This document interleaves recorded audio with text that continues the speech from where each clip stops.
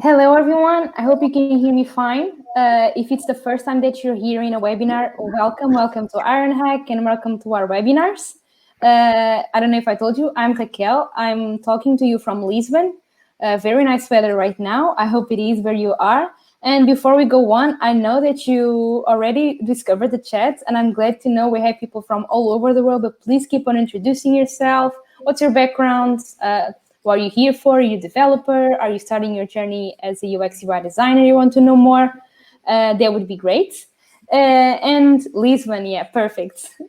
All right, so if it's the first time that you're here, let me just talk you a little bit through what Ironhack is. We are a global tech school. We have bootcamps on, of course, UX UI design, but also web development and data analytics, both part-time and full-time, in several campuses around the world.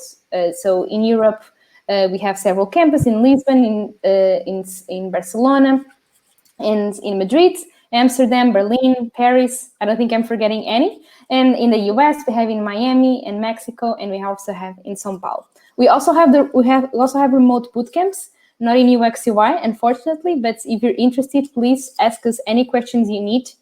Amazing data science enthusiast. That's amazing. Really different backgrounds. If you're interested in anything related to Ironhack, and if you want to know more about our bootcamps and stuff like that, we'd love to hear questions. And let me just explain you how it's going to go and a few rules. Okay, from Paris, amazing, aspiring product designer. All right. So as for now, I'm doing a small intro, but after this, Dina will actually be leading the webinar, and Vanessa, who is also here, will be answering your questions during the webinar. This will be practical, so you will probably have questions during the webinar, and that's why Vanessa is here to answer all your questions during the webinar. Where can you answer or where can you make your questions?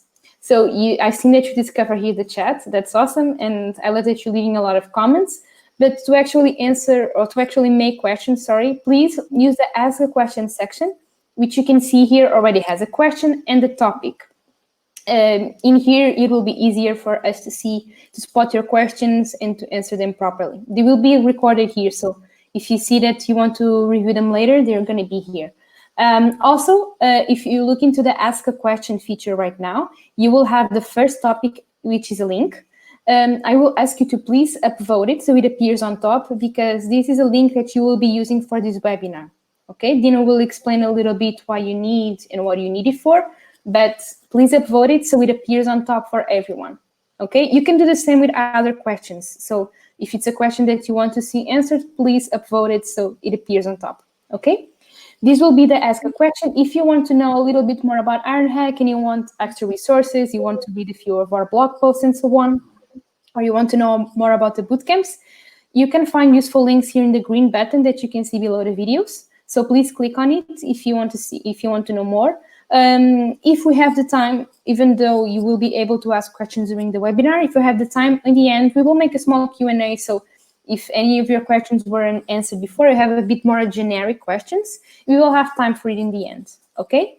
And one last thing before we start, this is a recorded webinar. So if you are not able to keep up, or if you want to review everything, you're not able to stay until the end, please know that you will be able to review it.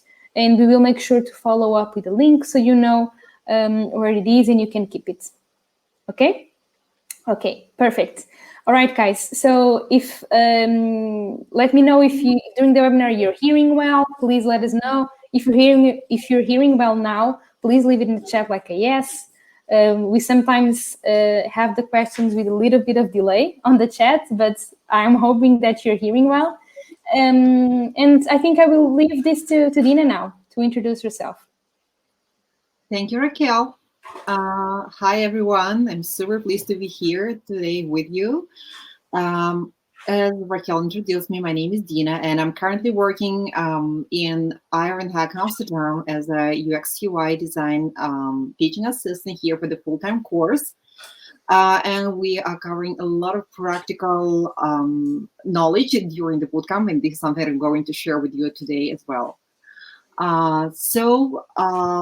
Before I became a teacher assistant here with Ironhack, I actually was working as a freelance UX UI designer for 3 years, and I was even introduced to the whole UX UI and design industry by Ironhack, but back in Miami 3 years ago. so I know how it is to be a student and the importance of getting all this new knowledge in tech. So let's get started with our topic for tonight. It will be build user-friendly apps, user flows, and wireframes. The topic is very big, of course, to cover it in such a short period of time. But I will try to go briefly through some theory again to cover the basics, and then we're going to dive into actually wireframing, and we're going to do some mid fidelity and high fidelity wireframing, so that you can have at least the feel of what it is like to be a UX UI designer. The agenda for this webinar will be as follows. So first of all, we're going to do some quick setup so that you can get your account set with Figma, which is the design tool that we're going to use today. And I will give you some other useful links. The theoretical part will cover UX UI design in general. Then we're going to talk about the prototyping for UX and user flows. And then we'll start designing with talking a little bit about the anatomy of the pages we're going to design, and also the design challenge itself. So first things first, what we will be designing. We're going to design an e-commerce homepage, which will be like a long scrolling page. Here I have just a few screenshots from it. And I'm going to go more in details later about all the different sections. And what will we need for that? It will be, first of all, to create your account on Figma.com. Figma is one of the top industry tools for prototyping. So please go there. You can use your Gmail account, or you just can use create a new one.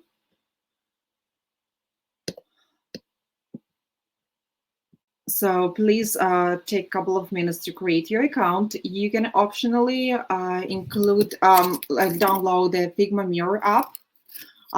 It's also available in App Store and in Google Play Store. So we will use this Figma Mirror app in order to see right away all the changes that we're applying while designing our page. So that's very handy. And also, you can follow the link here at bit.ly to Wireframes Ironhack, and also I have that link in Ask a Question section. So from there, please download the icons and images folders, and also in one of the files, you can find a link to the starting file for Figma project that we will be working on. So Figma is free to use for everyone, so it should be good to go, and that's probably one of the reasons why it's getting so popular right now, and we are teaching it here at Ironhack as well.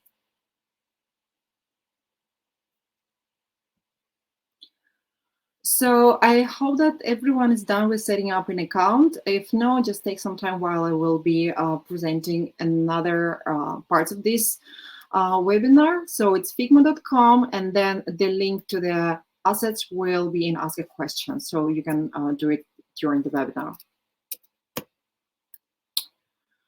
So let's start with talking about UX UI design. What is that, and what is the difference between UX and UI? So if like to talk bravely about that, UX is user experience, stands for user experience, and it's how the product works, whereas UI is user interface, and that applies to how the product looks. To give you a little bit more idea, as like UX design is the process of enhancing customer satisfaction and loyalty by improving usability, ease of use, even the pleasure provided in their interaction of a product. The term was designed in 90s years by Don Norman, and it was introduced in his book Design for Everyday Things. So Don Norman used to work for Apple in 80s, and that's how he came up with this term. Then user interface is, okay, it's how the product looks. So it's a hybrid role, and it can bring together concepts from interaction design, about visual design, information architecture, and even front-end development in some positions. So when designing an interface, it's very, very important to be consistent and predictable in your choice of interface elements. Let's talk a little bit about prototyping for UX. Why is it so important in the whole design thinking process? It's because the role of designer these days is to connect and deliver solutions for a product in the intersection between the technical constraints, business goals, and user needs. And as a UX UI designer, you will be a member of a product team. And product team is minimally including developers, but also it could include product managers, project managers, designers, researchers, and so on. So prototypes in different Fidelity, they are very effective tool for communication within a team. And generally speaking, there are three main levels of prototyping. These are low fidelity prototypes, there are mid fidelity and high fidelity. Low fidelity is like good old pen and paper, very quick prototyping, just to put your idea that you have in your head and that you've got after research on the paper. Then mid fidelity is already getting digital normally. At the same time, it still stays in black and white, limiting design focus to the user flows and information architecture, and we're not distracting our users by colors and all the visuals and animations and so on yet. But then when mid fidelity is done, the next level will be high fidelity prototypes. They're also known as mockups, and they are one of the last requirements for development. And they include visual design, color, typography, animations, micro interactions, and so on. So they almost represent the finished product. Let's talk a little bit more about each of these three stages. Why do we need them? Say low fidelity, as I said, is a very basic pen and paper prototype. And we're using drawing them in order to keep in mind while we're creating the low fidelity wireframes that like the colors should be minimum, and we use them only if they are essential to convey the idea. We use a single font, we use the images to minimum, and then we're going to mid fidelity. And this here and now, this screen, you can see the example of mid fidelity wireframe. You can see that it already starts looking like an app.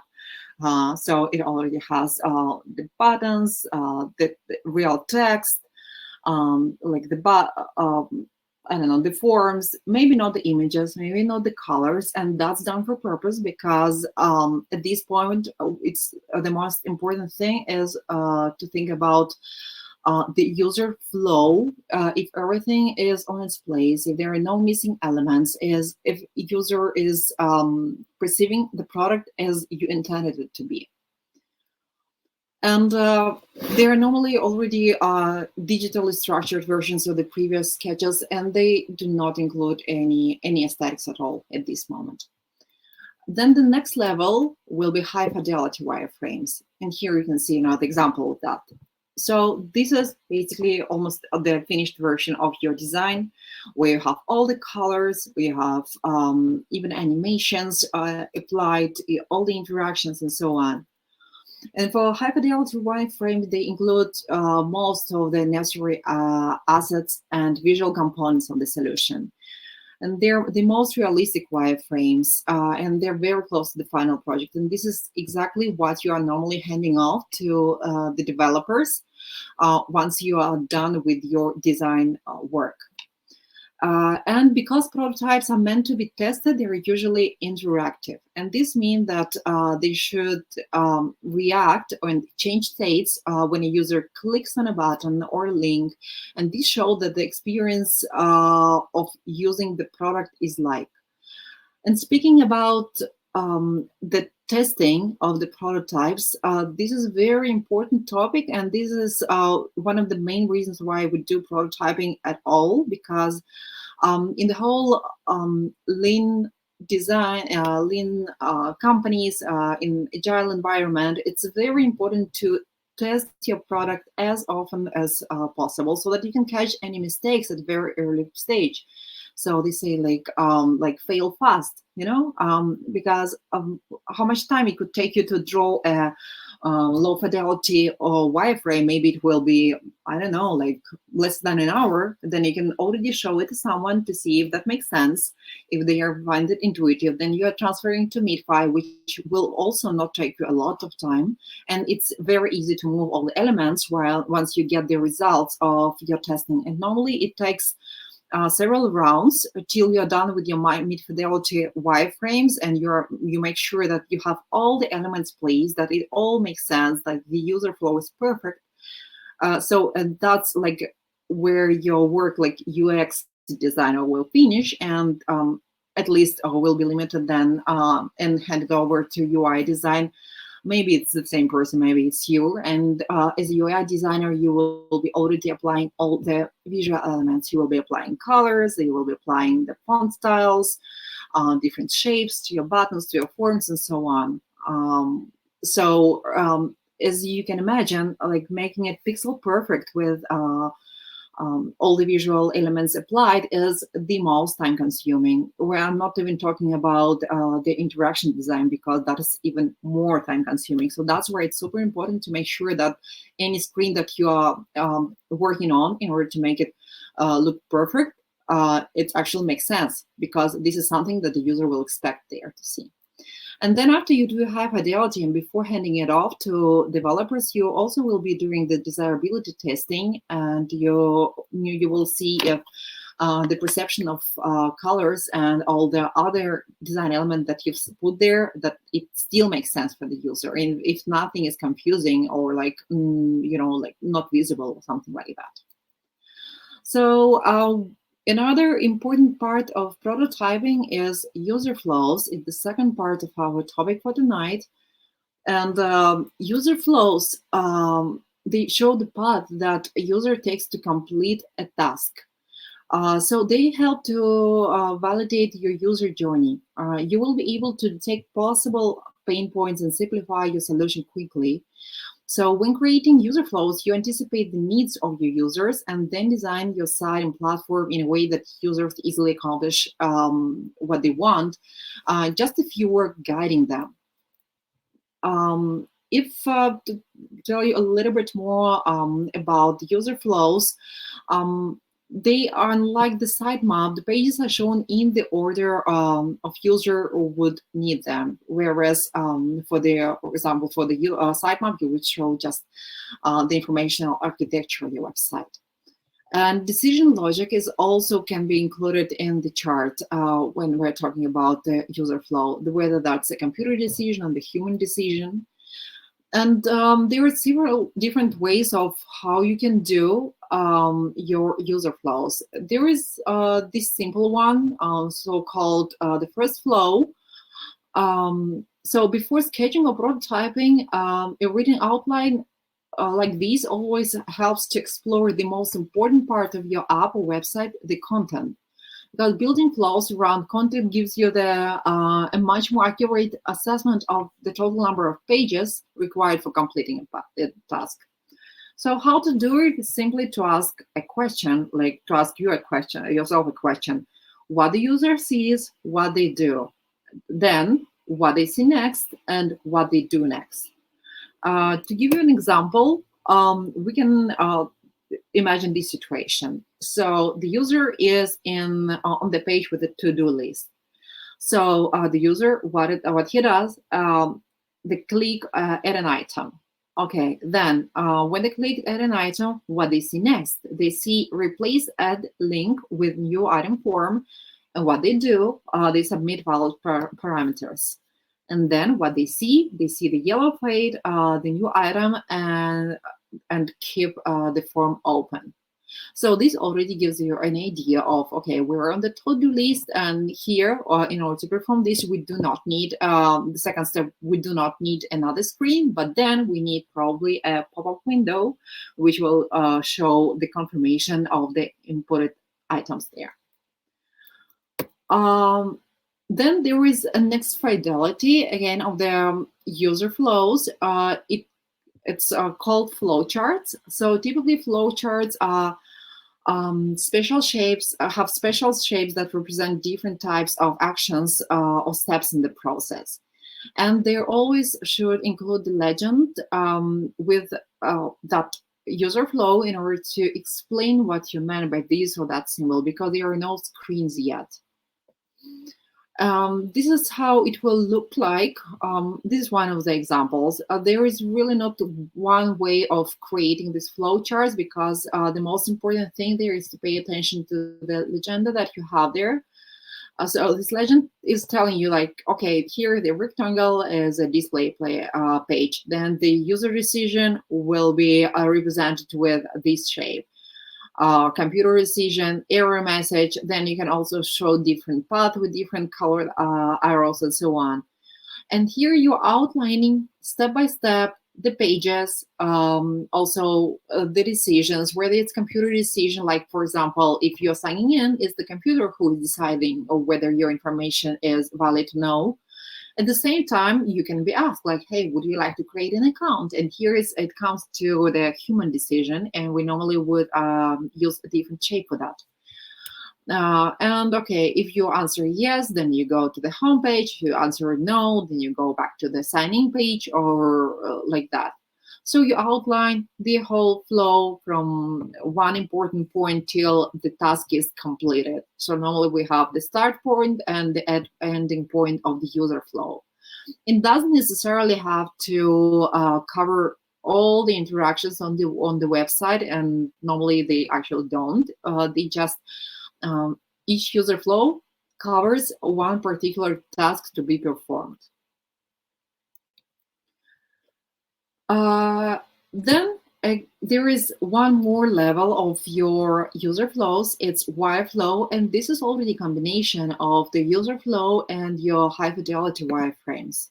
So here you will be using your ready to go screens for high fidelity prototypes, where you would show that, okay, if you click to this area, like to this button, you will be redirected to this page. If you click on here is another stage, and so on. So step by step, you're using your high fidelity screens from your prototype. You will add the arrows and legend there, and to show what happens when you click here and there. So that's pretty much it that I wanted to cover on the theoretical part of wireframes and the user flows. And now let's get started with actually designing, so that you can see what I was talking about when talking about the mid-fidelity wireframing and then high fidelity. So let's first take a look at the page that we're going to design.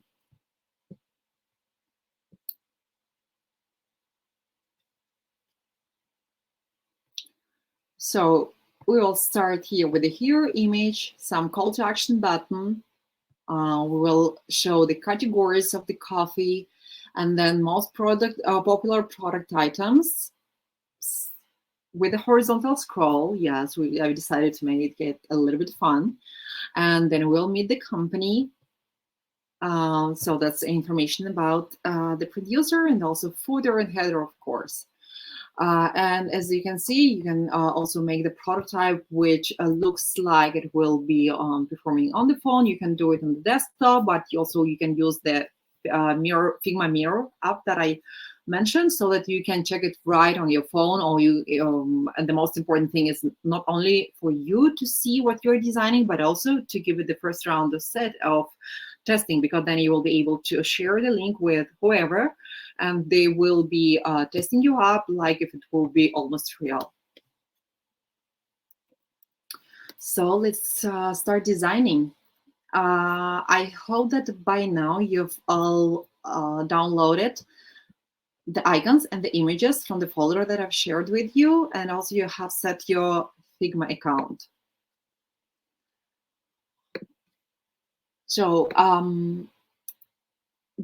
if you've clicked on the link from the file to the Figma page, you should be in this Figma file. It is not available for editing, so I would suggest you to go here in the menu, you click back to files,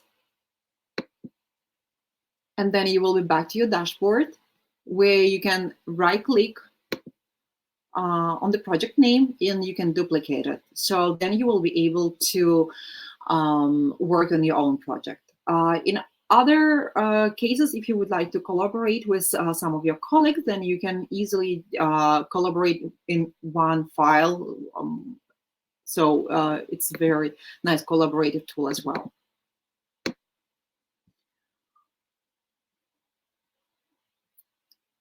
So what I would like to do first is to give you the quick overview of the fast prototyping, which will be like mid-fidelity wireframe to give the layout of this page.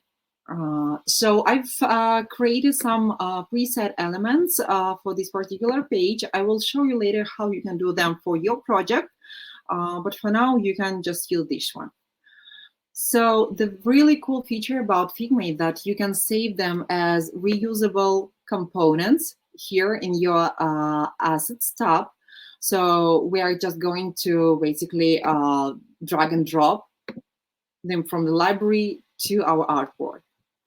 But before we start, I would like to give you a quick overview of Figma, like a tool, because I'm not quite sure if everyone is knows what it is. So Figma is a prototyping tool, very widely used by UX UI designers and even some front-end developers. So here, in order to create a new screen, like for your new project, you would press F on your keyboard, or you can also come here to this area and create a new frame, because almost everything here will be based on the frames. If you've noticed, when you click here on the frame or F on your keyboard, you will have here the preset of all the different screen sizes for the mobile phones, for tablet, for desktop, so you don't even have to remember all the sizes when you start designing. So in this case, I'm going to use iPhone 8 preset. So this already is a base for my screen. I'm going to make it a little bit longer. So right now it has one fold, so basically one screen on your phone, but I will need it to be scrolling. So I would say that it will be 2000 pixels long, but we can always edit it at any moment, so you don't have to think about it right now.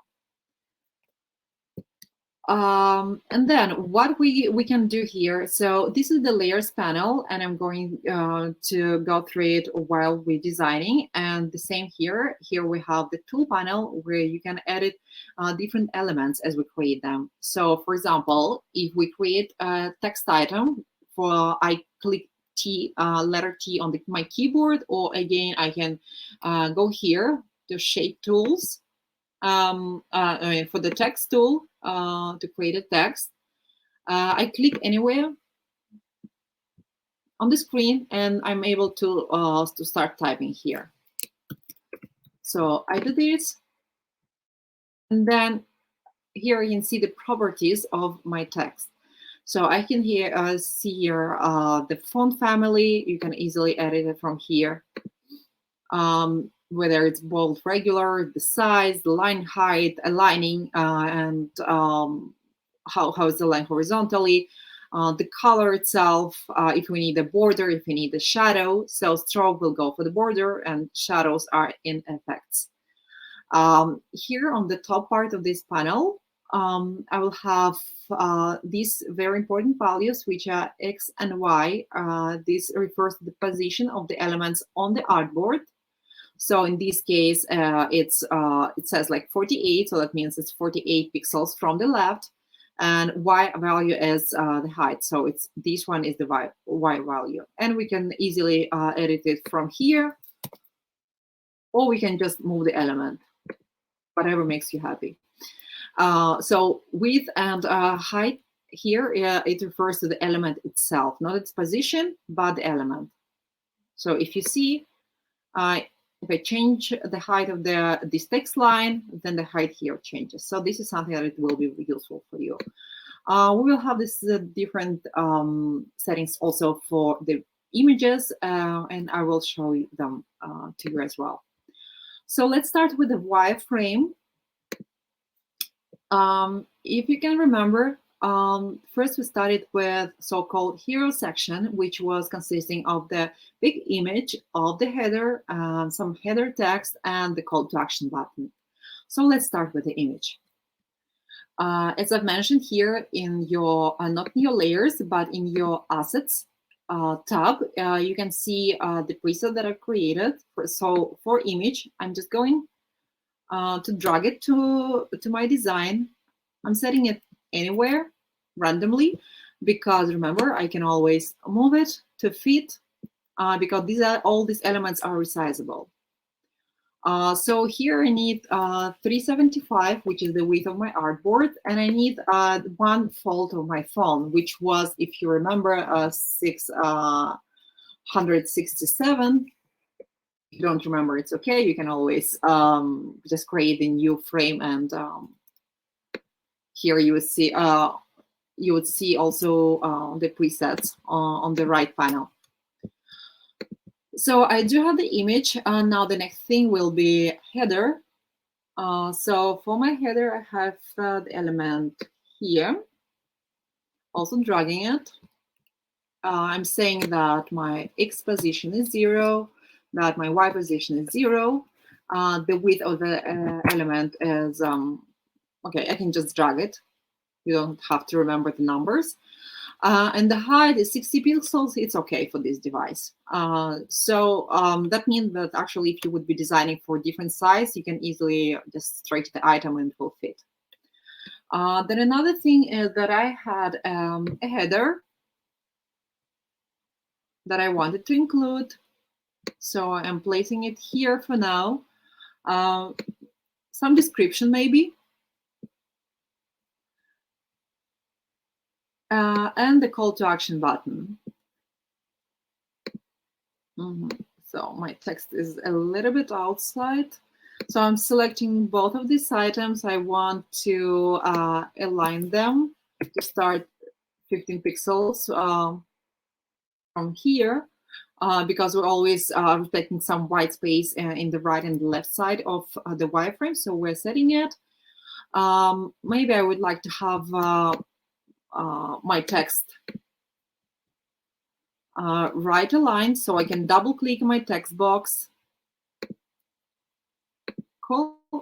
In this case, I'm not going to change the text inside, but for mid-fidelity, you would use the text where it helps your navigation. So if this is something just like a marketing message, then maybe as of now, you can leave it. And then button, for this button, I wanted to have to say something like, okay, shop now. Let's put it that way. And then on my next section was the category. For the category, I also needed an image, but that image was also a little bit more narrow. So I'm setting it here just in the middle of the artboard in order to make sure that it is in the middle. I have this panel right here in the top right corner, so I can center line it with my artboard. And then I will also add a button there because I want them to go and check the category and maybe also some description. No, not the subheader. I will use the title for this one.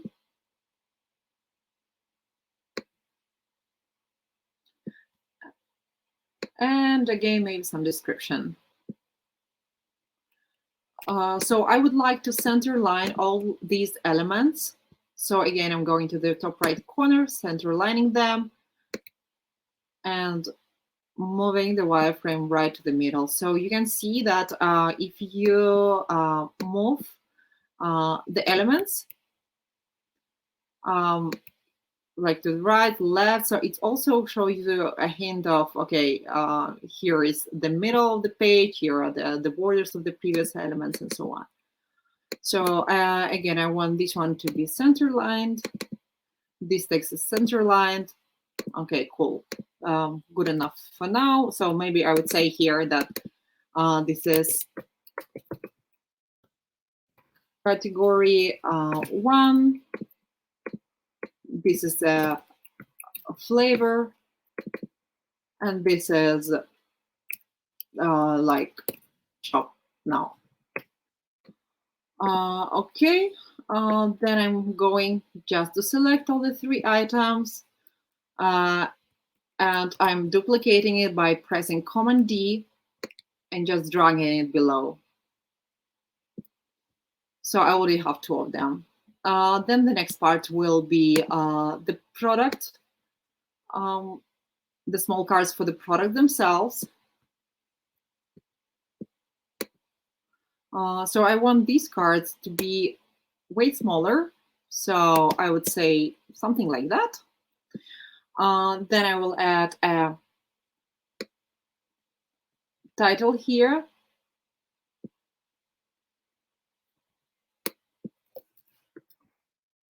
And then I will add the pricing information.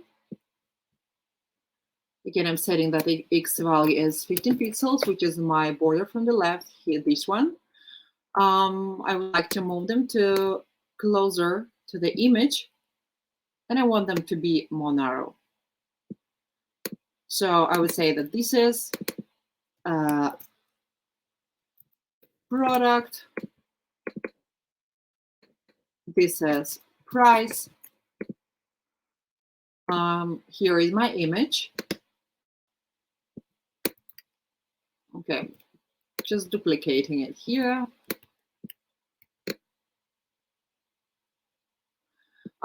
You can make it go all the way out of the artboard, and that's how we are going to make the scrollable element, so which I'm going to talk about a little bit later.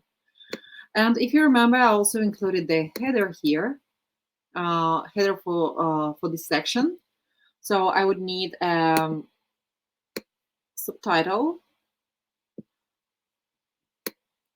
that will be saying that these are my top products.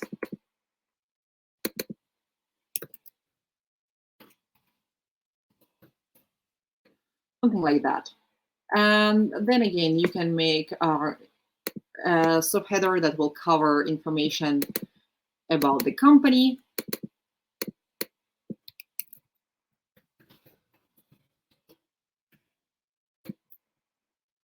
I also wanted to add the carousel with the images, but as of now, I'm going just to include 1 image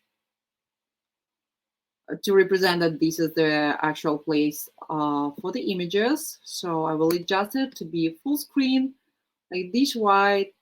So the width will be 375, and I will add some text.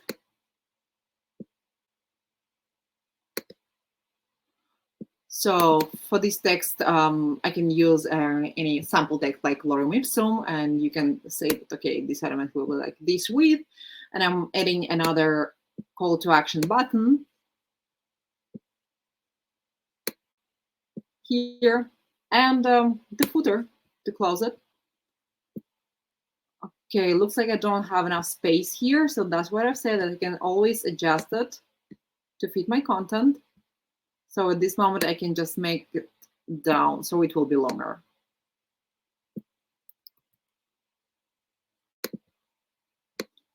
I want my footer to be here, so I'm stretching it to the full width of the screen. Moving my button, saying like start shopping, And that's pretty much it. So we already have, I don't know what, like in 20 minutes, we have the representation of one page here, where when you think of what text we should include and whether we need to give a label to the button or we should not, here it all depends on whether it influences your user flow, if it's understandable for people what your prototype is saying them, leading them to do. Because remember that the main important thing here is to check the user flow, if everything is understandable. That's why I'm saying, like, header with maybe a slogan of the company, it might be not that important at this moment, because it doesn't matter whether you say like we're going 100% organic or no. I mean, it doesn't really influence the user flow at this moment. Shop now, yes, because we want to have a call to action button on the first fold, just in case if they don't feel like scrolling down. For the category and flavor, if I say here text and text, it will make no sense, like what this whole area means. So that's why I'm saying that here will be the flavor of the copy, and this is the category 1 of the product. And I'm calling them to shop now, or like learn more, or something like that. So they will be able to, out of curiosity, to click on it and to explore what's next. So then for the top products, again, I'm saying that I'm showing the image of the product, I'm showing the name of the product, and I'm showing the price here. So that's also important. Probably I would also add another button here, like to go to the catalog, or maybe it could be a link button. So we can edit here. About the company, here we're saying that this again, the image, text. About the company, again, it's not something that it influence the user flow. So that's why you can use the lorem ipsum text here about the company and use the actual marketing copy later when you're doing the high fidelity. And again, start shopping. So from here, you already have your first prototype done. And once it's tested and you make sure that you're not missing anything, because in my case, I do miss my shop now button here, or like explore all the products. But I will pretend that I have it there. Or like theoretically, after one round of testing, I would just move everything. And I would add another button here, because my user said that they would like to see all the products. I do have only 4, so I'm adding here and I'm complete. And this is something that you can do on your own, just basically by creating the main elements on the page, which is just some sample text, some image or video representation, header, footer, and the button. Maybe primary button and secondary button, you can do them, but you can even have one for low and high fidelity and mid fidelity wireframes. So let's then get to design the high fidelity prototype that we have here that I've showed you in the video. So I will create the new frame, which will be the artboard for our new prototype. If you remember, it's you can create it by pressing F on your keyboard, or you press here on top left on frame icon. So I press on frame, I select the screen, and going with iPhone again.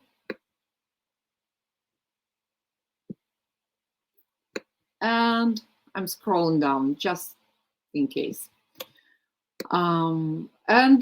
Let's get started with the same order. So first of all, I would need to add an image for my hero section. And in order to add the actual image to your page, I would recommend, there are 2 basic ways of doing it. So you can either create a rectangle, and instead of using the fill, like the solid color or gradient, you can use fill it with the image itself. So, or you can go here where we had all the elements like rectangle, line, and so on, and you have place image. So in this case, I'm going to use the rectangle, which will be the size of my one fold of my phone. So I'm pressing R on my keyboard, or I'm selecting a rectangle from here. So whether whatever you like more. I'm pressing R. I'm creating an artboard and a rectangle, which is full width of my screen, and I want it to be 667. So here it's less. I can edit it on the top right corner here. For properties, I'm saying 667. And X and value position is 0. That means that it's stick to the top and left of my screen. Now, in order to give it an image feel, I can go to the color properties in this area, and I'm clicking on the color.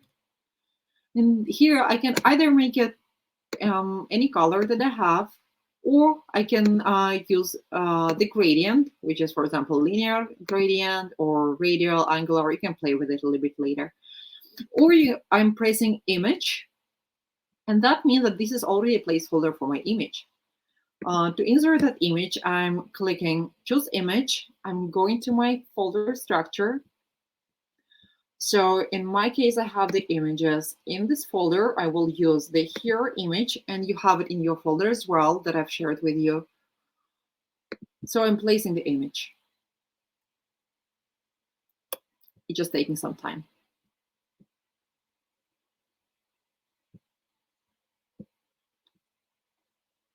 Here we go. So here is the image that I'm going to use. I will add some dark overlay on it a little bit later, but let's leave it for now like that.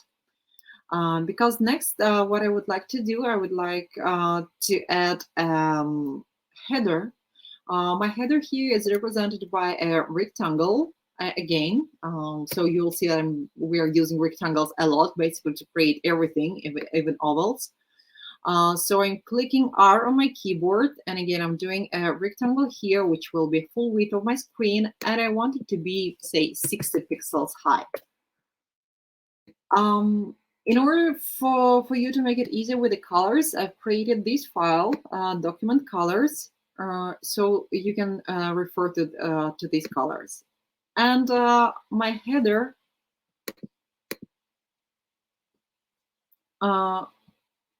my header's property here is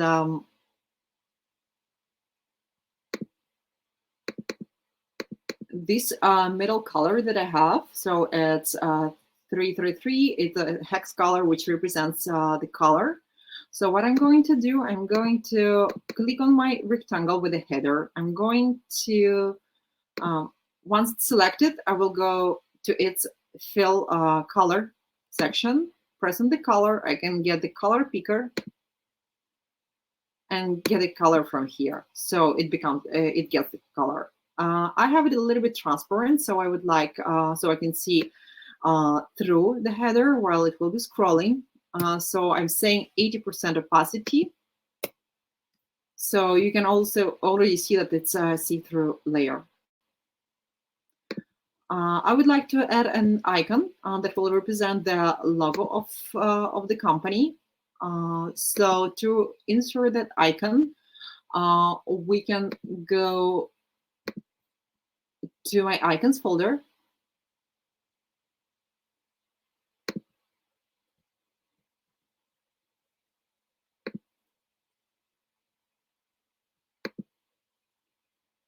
And I'm going to use the coffee bean.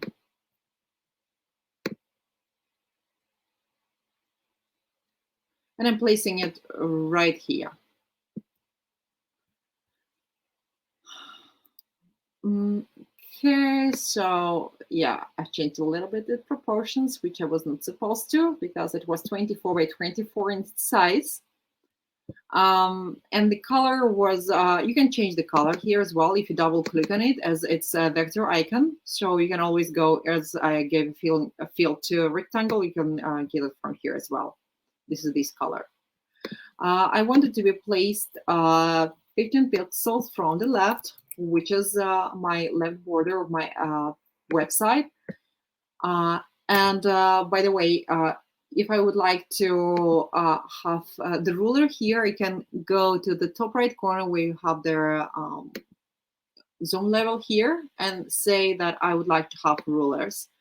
So now I can just simply drag a rule here, set it on 15 pixels, and I can drag another one to another border, and it will be 360. So now I don't have to calculate all this space anymore. Because the next thing I'm going to add will be the menu, the hamburger menu icon, which is menu open icon from my folder. I click on that one. I'm placing it here. And now I want it to be, again, 15 pixels, but from another side. Here, I'm getting it close to the ruler. Now, the last thing I need to do here is to add the company name. So I'm pressing my T on the keyboard to call the text tool. Clicking here, and I would like to give a company name, Coffee Roasters. Of course, I don't want it to be dark because it's not readable, and I'm going to give it the company color here, this turquoise color. In order to change the property of the text, I can go here to the panel, and I would go and click on my color setting. I'm saying it's this color that the font I would like it to be Lato, which should be installed on your computer by default, and I want it to be light. The size 16 is okay, so I'm leaving it like that for now. Now I would like just to horizontally align all of them together. So I'm selecting all the 4 items by pressing Shift on my keyboard, and then I'm clicking on all the items. So this one, the background, my coffee bean, my text, and the menu icon. Once all 4 of them are selected, I can go and center align, align vertically centers. So they are now perfectly aligned. We're done here. The next thing to do will be to add a header text. So my header text will be, again, I will need a text tool. And I'm going to write the 100% organic coffee. So again, we cannot see it because of the color, and I'm going to give it the color white. The font size here will be 28, and the font weight will be bold. So now I want it to be right aligned. The Y value, like its vertical position on the page, will be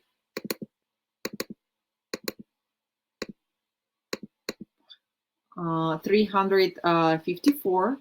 Well, 360 is okay. We can leave it like that. And then in the text box, it will be right aligned, just to make sure that it's always here. Then I'm going to make another text box.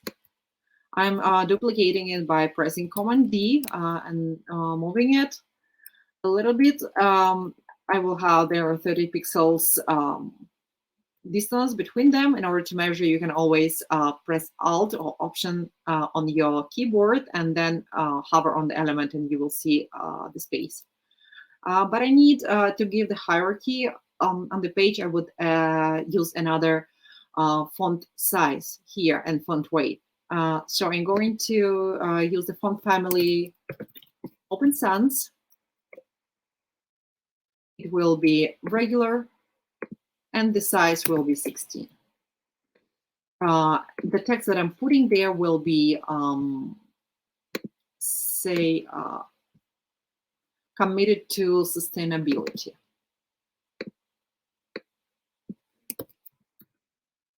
Committed to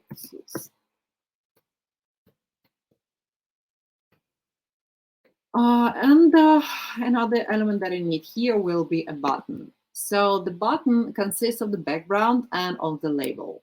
For the background, again, we will use the rectangle tool, which is R on your keyboard or R here on your panel. Now rectangle. I'm using R key.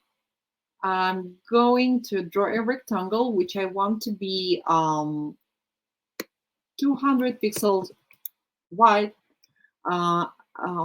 Width will be 200 pixels and height will be 50 pixels.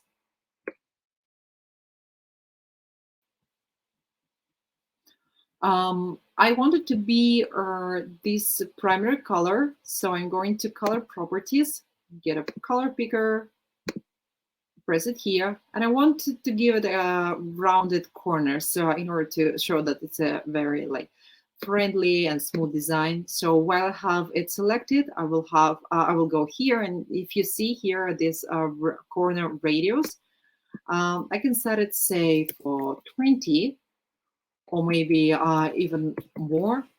You can do it 30, or if you're not sure, you can play with it even here.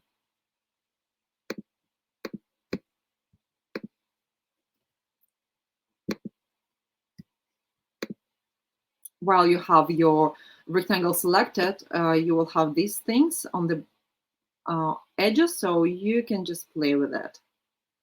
Okay, in my case, I want it to be, okay, the maximum is 25 here, so that's what I'm doing, and I'm using the text tool in order to add the label, which will be label as of now.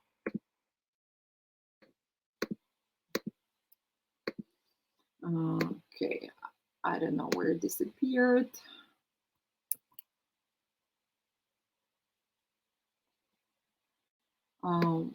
Okay.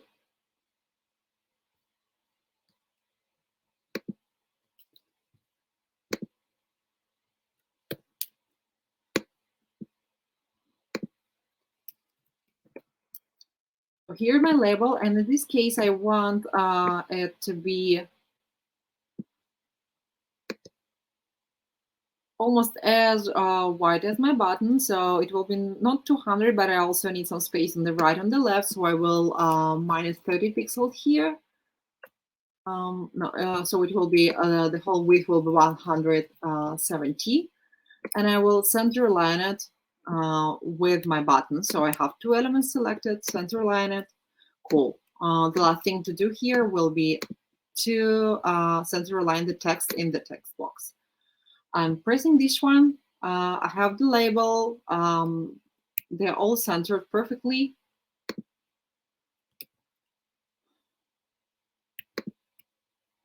My label and background.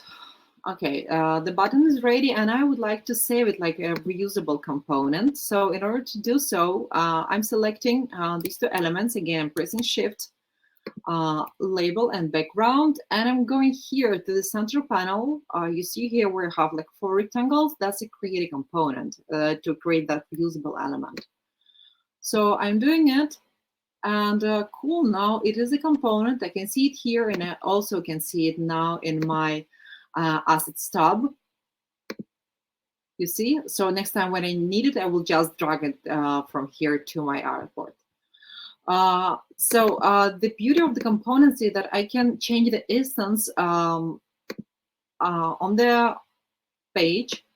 So as I've created the component, I will probably like to have it somewhere on the side, because I need it to be the reusable element. So, and this is already the copy of it, because I pressed Command D to duplicate it.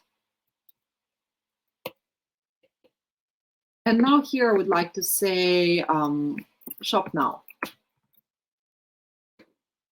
Another thing that I wanted to do here was to give maybe to make it a little bit heavier. So it will be semi-bold. And it will be, the color here will be this dark gray that I have in my palette. So you can see that you can choose the properties of your parent element on your component, which I will call button. So you can double click on the layers and you can always rename it. So in my button, I can change it here and it will apply everywhere because now the font style applied, but the text remains what I insert manually. And then the next element to build there will be the category card. The category card, it looked again like an image, some text, and the button on it. So if you already remember that we're creating a rectangle,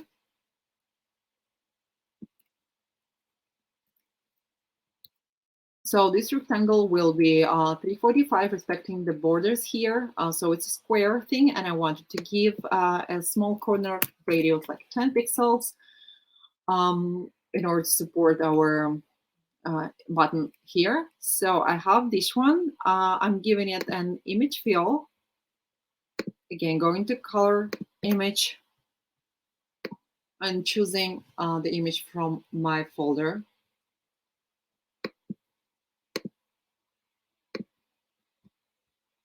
So it will be coffee category 1. Open it. Cool. So what I also can do here, I can give a little shadow to the card if also that you would like to. So I'm pressing effects on plus here. I have drop shadow, and drop shadow is already, you see, it gives the shadow to the element. You can always adjust it, so you can play with this number to see what it does, because it will be influencing the direction of the shadow, the direction. And then I can also increase the blur, say I would say 20 instead of 4, so it will be more subtle shadow.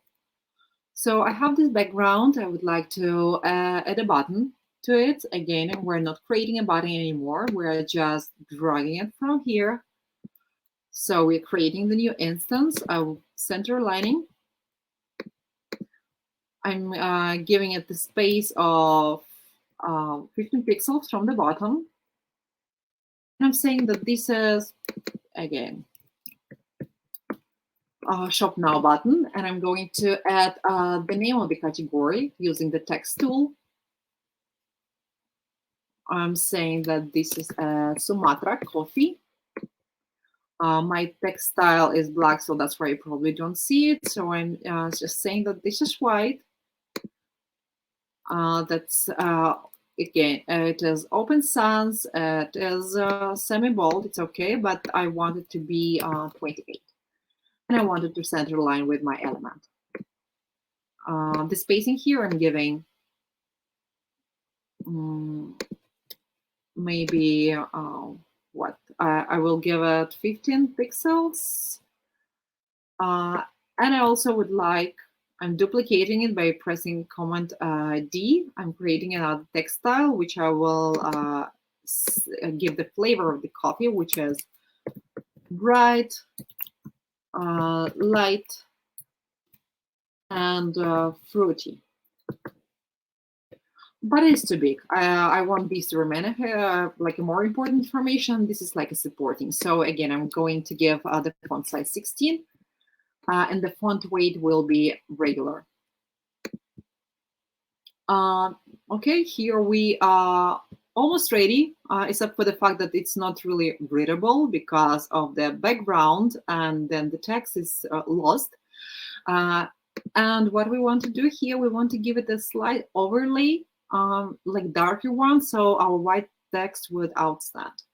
In order to do so, we don't have to create a separate overlay. We're just clicking on it and we're pressing fill. And now I'm adding the linear gradient here, but I want it to be dark instead of white. So I want to use black color here. I want to use black color here. And I want it actually to reverse. So I want to have it on this side. On the top, it will be transparent. And on the bottom, it will be full color maybe, or I will make it, I don't know, like 80 pixels here. So now you can see it helps the readability a lot, because now my text outstands, but I still can see the picture. As while this image is already ready, what I'm going to do is just select all the elements, I'm pressing Command D and dragging it below. So I have another element here. You can go click on the image now, and you see it is a reusable component here again. So I can go and see copy category 2 and add the image without the necessity of creating the new rectangle. You can change the name, the description, and so on as well. So I'm not going to do that now, but you can do it later because I would like to cover some more exciting stuff on the page, which we're going to create the next section, which was most popular with the cards with the product. For the most popular section, I will need a header first of all. For that header, I will need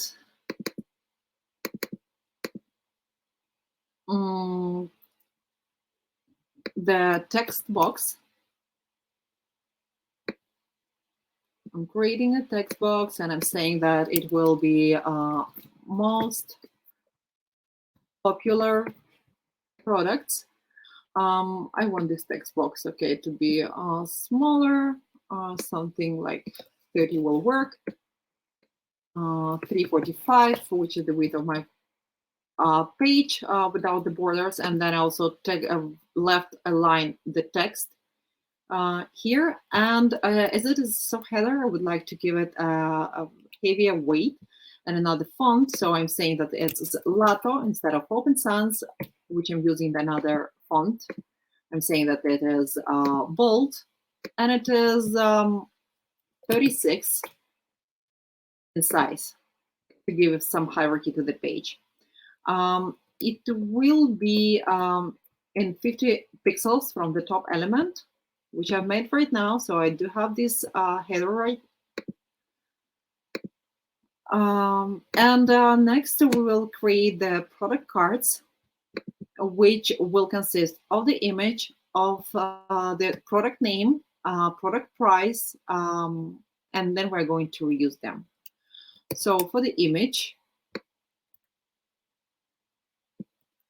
I'm creating the rectangle,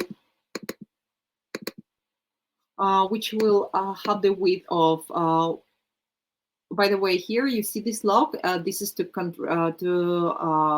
log the proportions. So if I change one value to 150 and it's a rectangle, it still will be a rectangle and change the width automatically.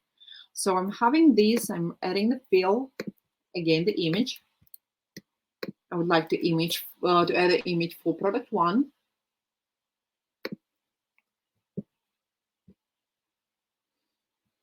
Adding it there, and then the next thing we're going to do will be giving it the rounded corners. I hope that you already remember by now that we're going to the top right corner here, and we're saying that it's 10 pixels rounded corners. So you can see it now.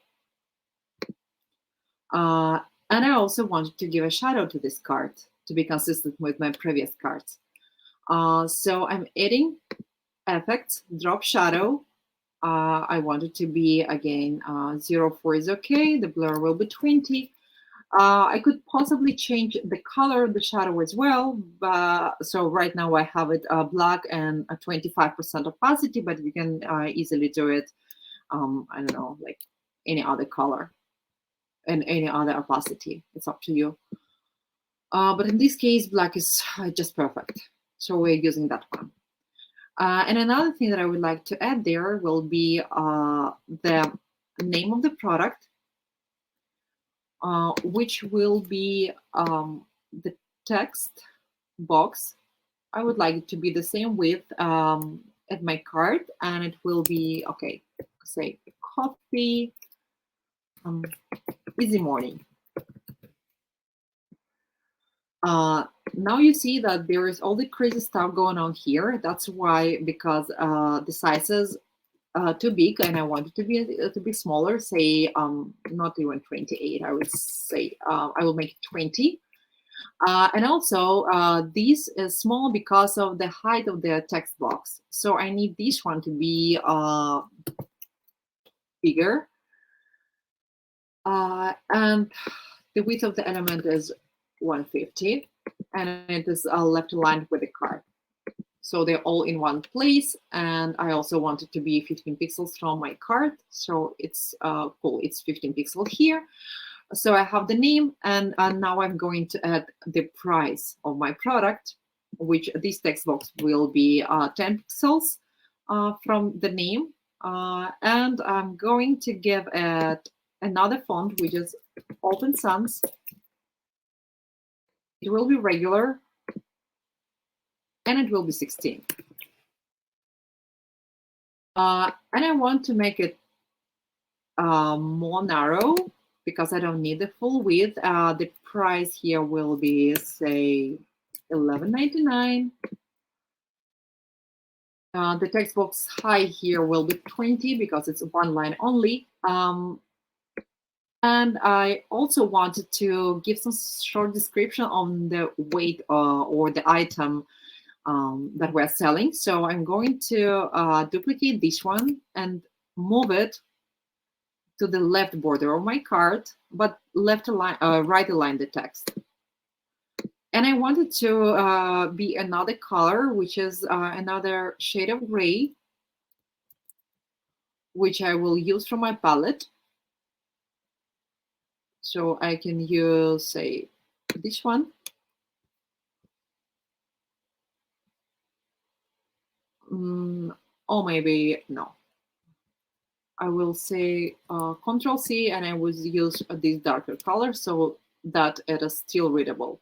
So I have this one. I have say that it's 340 grams, and that's cool. So we do have now our product card done. These are all separate elements, but before I copied it to make the carousel, I'm going to group them together to say that this is actually one element. So I'm clicking by pressing Shift on my keyboard, then clicking on all the 4 items together, and then I'm grouping it. In order to group it, you can either right-click and say Group Selection, or you can use the shortcut. It's up to you. So I grouped it. Now I want to do 3 other elements here in order to make a scrollable section. In order to make it scrollable, I have to make sure that I have elements outside of the artboard of my screen, of the visible area. I will go ahead and do, say, 4 elements here. So they all look nice. Next thing that I have to do in order to make this area scrollable, I have to, again, to group all 4 of them, say that this is all one section. And instead of just grouping, I'm going to group it into frame, which is a frame selection. You can also press Shift-Command-G on your keyboard. So now this is a frame. And this frame will already applicable, ready to use with the prototyping section of Figma app. So here you have prototype.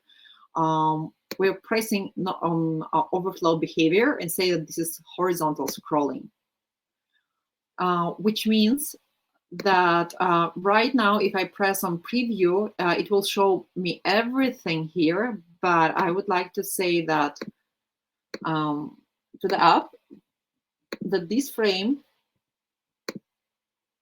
that I created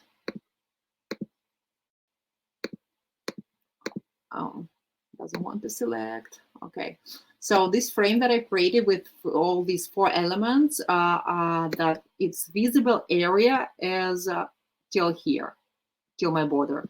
So this is kind of there, but it's not visible at the beginning. In order to give you a clear idea of what I was talking about, I would select this artboard and click here on the preview icon on the top right corner,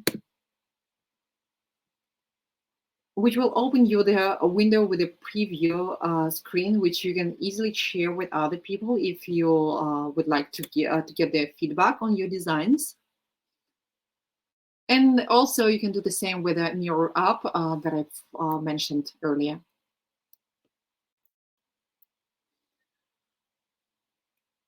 In order to see it in your mirror app, you always have to make sure that you have the art board selected. I mean, the screen that you were designing. So now here you see, I can already see the preview, and I can scroll it.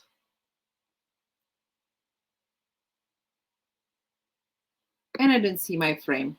So that is because my frame ended up to be outside of my screen with the phone. So this is something, if you lost some elements, don't panic, just go check your layers panel and make sure that your frame is inside of your iPhone 8, say for example, artboard that we have here.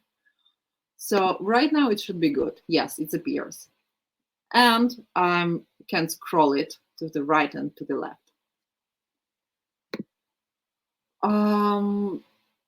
So that's how we create the scrolling areas. And the only, so the next thing that I wanted to create here was the secondary button. And I wanted to show you how to create it by reusing your component that you've already created. So again, I'm dragging here, but I want it to be not as screaming as my main one, like my turquoise one. And I want to just to have an outline. In order to do that, I can just get my main button and I can right click on it and I detach the instance in order to make sure that the base is that one, but I'm going to edit it. And now it is the like the regular element. I double click on the background. I already have here the fill, which I want now to be white. And I want the stroke to be that turquoise color that I used to have. I know, this is still fill, okay. Sorry. And then the stroke, instead of black, it will be this turquoise color. And now I have my button ready. Maybe I would like also to save it as a component, remember? So I can click on it. I press in components here. And it's already done. I just wanted to have another name. So it will be button secondary. And I will have it here. I'm adding the instance of it instead of the component.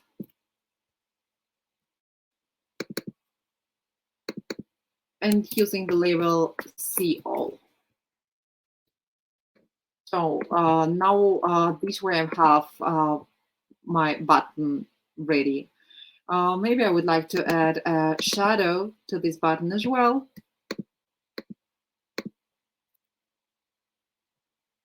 So I'm selecting its background, the rectangle that I had, and I'm adding effects. Again, I will do my 20 pixels, 0.4, the color, and so on. So you see it already gets its shadow here. I can do the same for my main button as well. So I have selected my background. I'm adding the shadow, and it's done.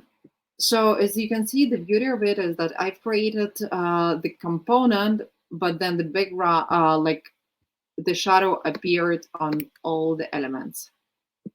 So you can see it here.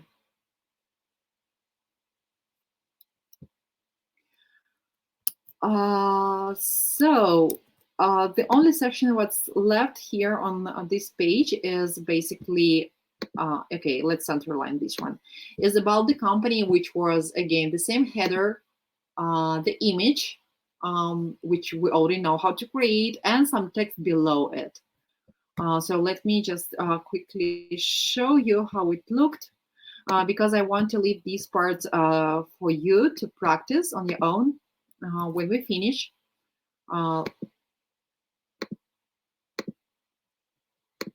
So give me a second.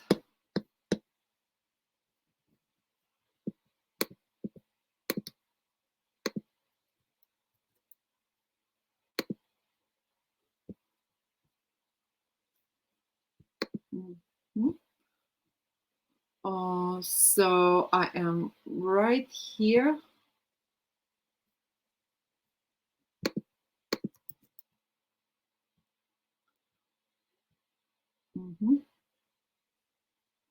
Okay, now you can see my prototype, which is fully done.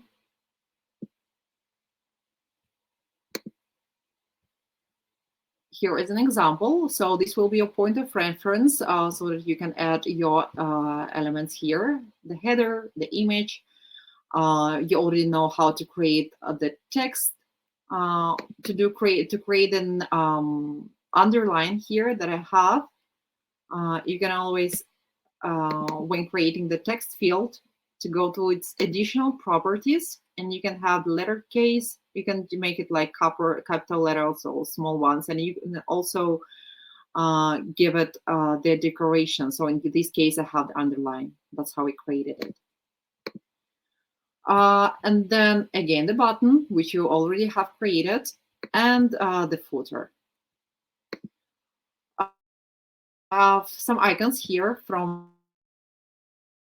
go again to image here, place image, and you will select the icon and insert it here and center align it with the image.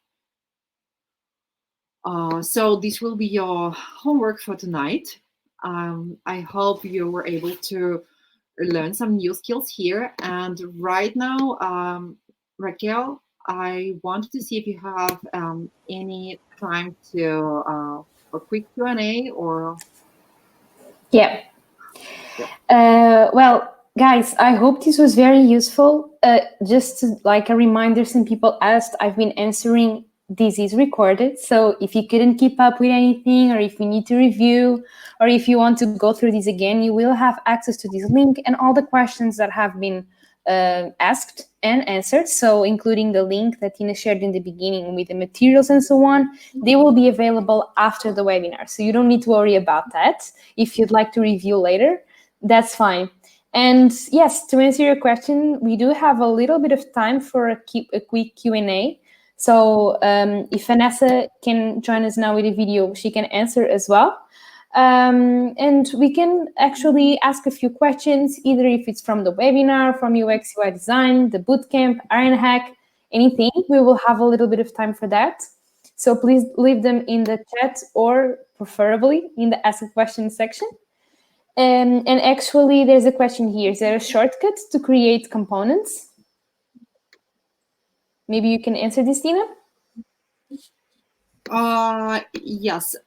So no, normally we would go here to creating a component, or you just yeah, it's like Shift Command K, so you would be creating a component.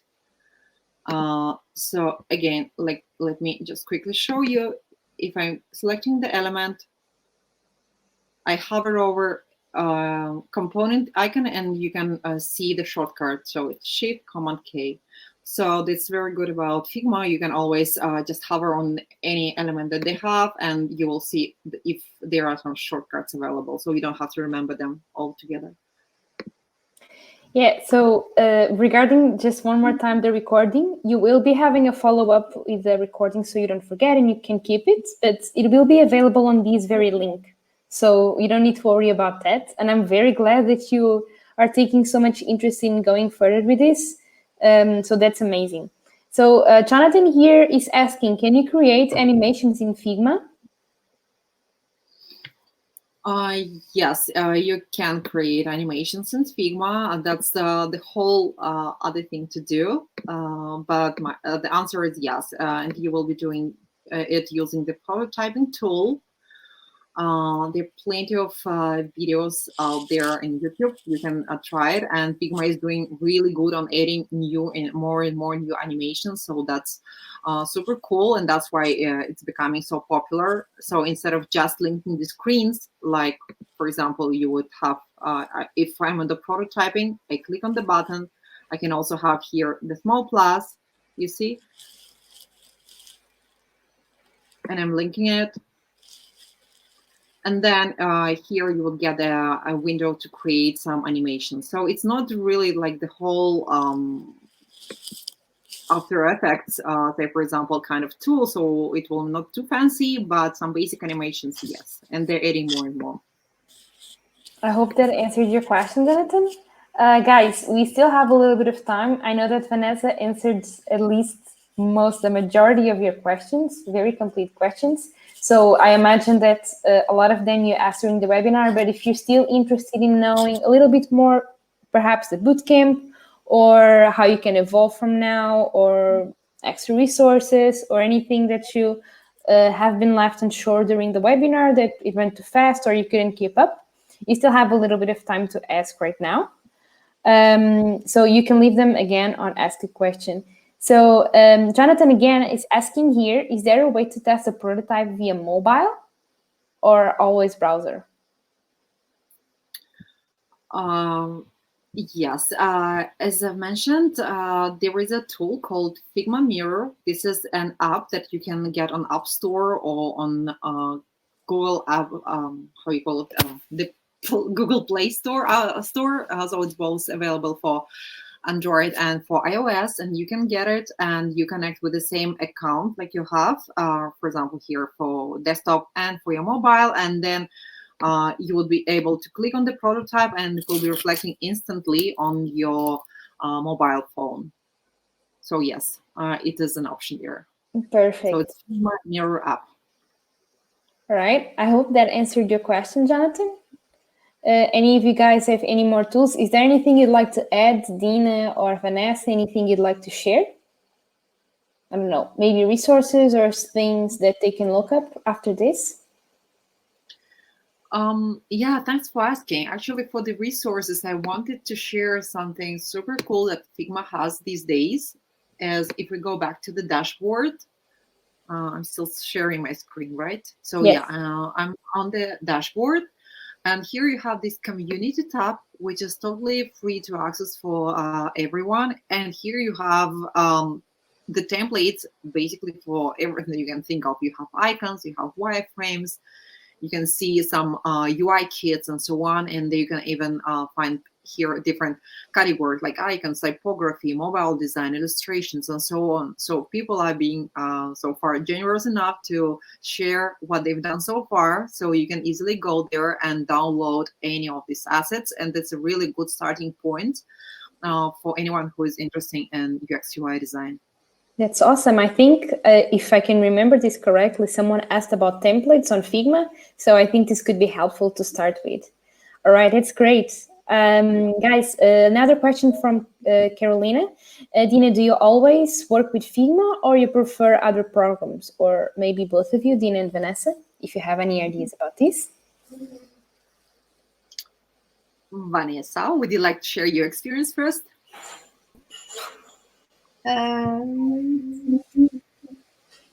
Yeah, I think now I'm not muted anymore, right? Yeah, you can hear me. Yeah. Honestly, I tried Figma, Sketch, and Adobe XD. I have to say I'm more familiar with Sketch. It's the tool I've been using for the past year, so it's the one I feel more comfortable with. But to be honest, all tools have their strengths and weaknesses. So, for example, Figma is really good to collaborate with other people. The options that you have when prototyping Figma, you don't really have them with Sketch. So I really love Sketch for some things, but I also really love Figma for other things. So I think it really depends on the needs you have for the design. And of course, if you work for a company, you really have to adapt. Depends on the software they are using. But to be honest, if you master Sketch, you will master Figma because they are super similar. Adobe XD is a bit more tricky to, it's a bit more different, but still, you master one, you master them all. But yeah, I think I prefer, either a Sketch or Figma for me are the preferred tools at the moment. Yeah. I don't know and if I think there is opinion. Not really different. It's pretty similar. And also you can see here now the follow-up question on this, like about the pre-work for UX UI design bootcamp, that we have materials for all the three tools that Vanessa mentioned. So the thing is that we used to teach Sketch as our main tool during the UX UI design bootcamp in the last 3 years. At the same time, this year, with the whole global situation, all the teams started switching to remote work. So that's why Figma is getting more and more popular, because it allows for collaborating. And as it's growing so crazy, that's why at Ironhack we've decided to go to Figma to switch as a main tool. But still, we do have some self-guided tutorials on Sketch and Adobe XD. And of course, we're here to help during the bootcamp to our students when they have questions about this and that. So answer your question, during the pre-work, you shouldn't really cover all 3 tools in order to start the bootcamp. I would say use any of the free ones, which is Figma or Adobe XD. Figma, in my opinion, is more preferable because, as Vanessa said, it's very similar to Sketch. So it's really easy to switch between them. All right. I hope that answered, Marta. And Johan here is asking, how much time do you advise to spend on the wireframes, getting them pixel perfect before handling them to developers? Oof, that's a difficult one. That's definitely depends on the size of your project, because sometimes it's a one-page website. Then, I don't know, maybe in 2 weeks you are done totally with all the design and like testing, and then another round of design and so on. Then there are another project with 200 screens, and it can take you forever to make them pixel perfect. The good thing about it is that as soon as you have your so-called design system set correct, that becomes way faster, because at the beginning you are just making sure that you have all the different types of buttons and textiles and colors all set, and then it just goes super fast. You could be done with one screen, I don't know, like in a couple of hours in one day. So it basically depends on how organized you are with your files. The answer everyone wants to hear depends, but it's actually the truth. All right.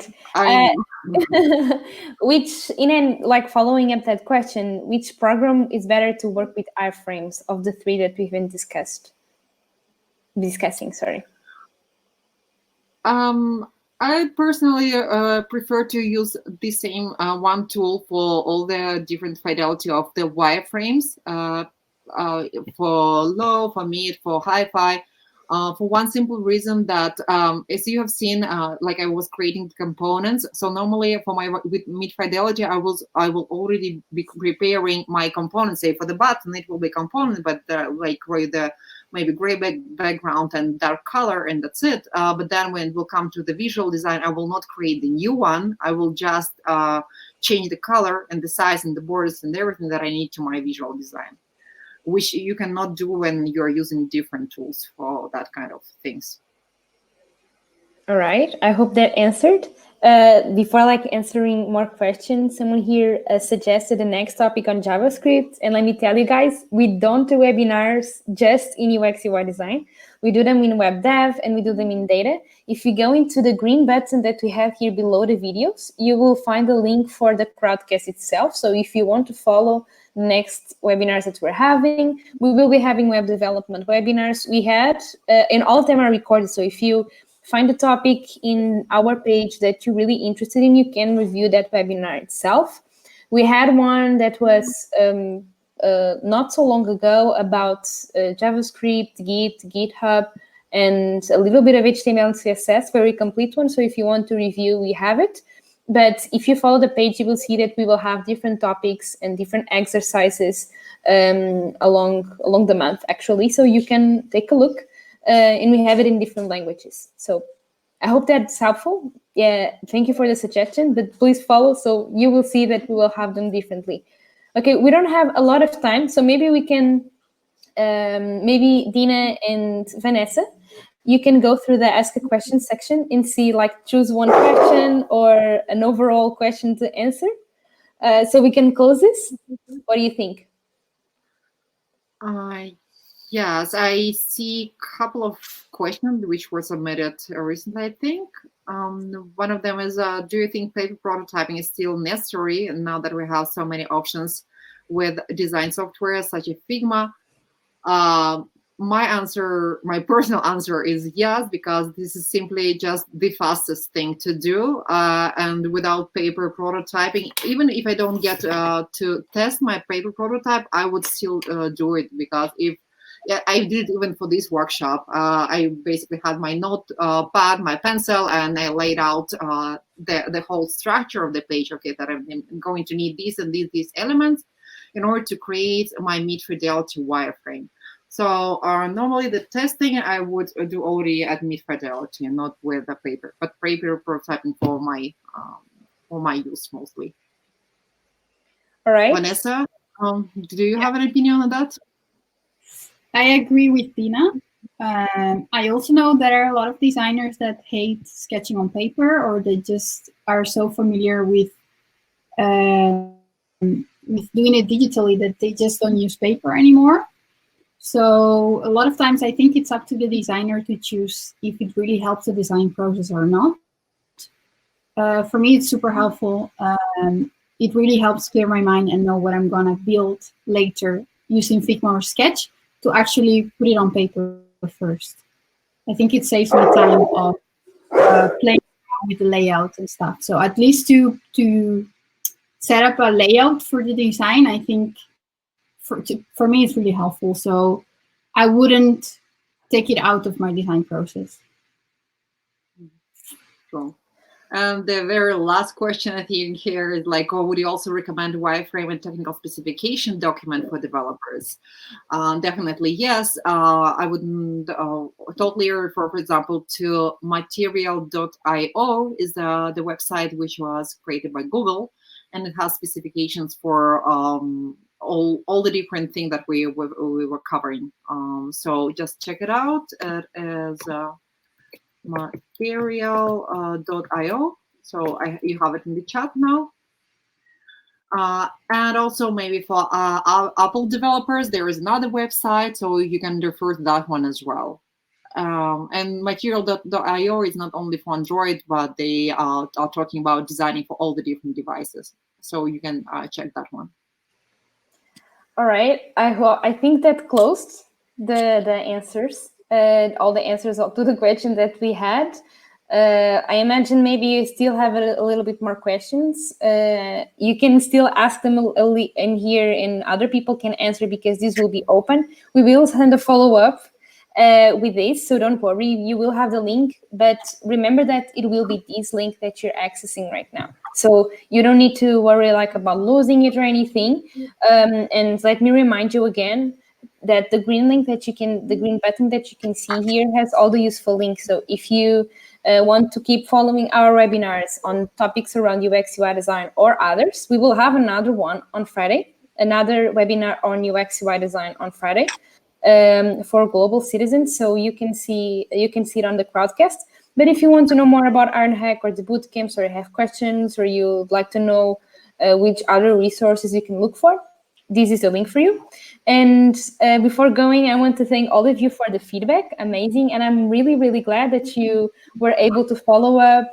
And for those of you who didn't, I hope you can review and try this again. And thank you, Dina, for hosting this, and Vanessa for answering all the questions. I hope you had fun, and I hope you guys had a lot of fun. And that's it. If you don't want to say anything before you go, or if you want to say goodbye. Yeah, I wanted to say thank you so much for all your time being with us today, and Raquel for inviting me. It was really a pleasure. And if any of you is really interested more in diving deeper in UX UI design, I would be glad to see you in our bootcamp and to become your teacher there to guide you through this whole world of UX UI design. Yes, I think that's it. Yeah. Thanks a lot, everyone. Yeah. All right, guys. If that's it, well, please follow this and keep on practicing, and I'll see you in future webinars. Bye, guys.